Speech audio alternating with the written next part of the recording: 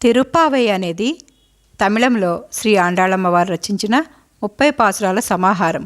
ఇవి ధనుర్మాసంలో ఒక్కో పాసురం పాడుకుంటూ శ్రీకృష్ణుని ప్రార్థించే మహావ్రతం. మొదటి 5 పాసురాలు ఉపోద్ఘాతంగా, తర్వాత పాసురాలు గోపికలు ఒకరినొకరు లేపుకుంటూ కృష్ణుని దర్శనం కోసం వెళ్లే భావనను చూపిస్తాయి. తిరుప్పావై 10వ పాసురం. ఆండాళ్ దివ్య తిరువడిగలే శరణం.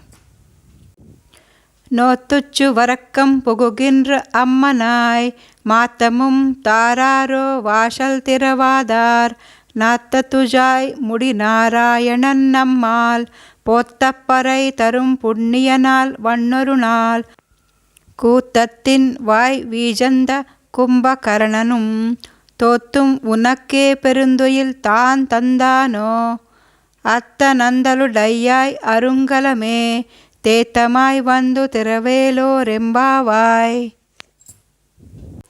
ఇంకొక గోపిక ముందుగానే నోము నోచింది, సుఖానుభవం పొందుతుంది.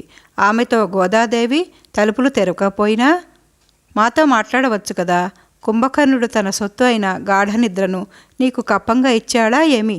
గాఢనిద్ర మత్తు వదులు, మైకం వీడు అని గోపికను మందలిస్తుంది గోదాదేవి.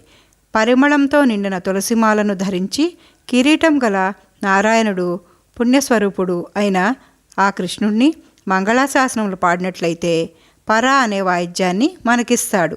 మా అందరికీ మణిరత్నం లాంటి దానివి కదా, మైకం వదిలి వచ్చి త్వరగా తలుపు తెరవమ్మా అంటూ గోదాదేవి మిగిలిన గోపికలు నిద్రలో ఉన్న మరో గోపికను నిద్రలేపుతున్నారు.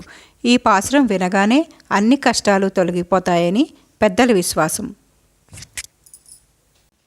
నీ పూర్వజన్మ పుణ్యఫలంగా స్వర్గసౌఖ్యాల్లో తేలియాడుతున్న ఓ సుందరాంగి, సమాధానం ఇవ్వవా, తలుపు గడియ తీయవా? తులసి కిరీటమును ధరించిన ఆ శ్రీమన్నారాయణమూర్తిని మనం సేవిస్తే మనకు ఎన్నో వరాలనిస్తాడు.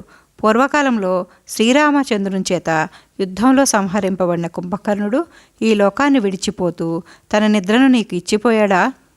ఓ నీలవేణి, నీ నిద్రమత్తును వదిలి తలుపు తీయమ్మా, లోకానికి శుభాన్ని చేకూర్చేటువంటిది మన ఈ శ్రీవ్రతము.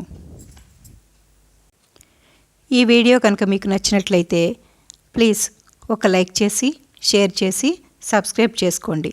మిగిలిన పాసురాలను, వాటి అర్థాలను తెలుసుకోవాలంటే ఇప్పుడే బెల్ ఐకాన్ని యాక్టివేట్ చేసుకోండి.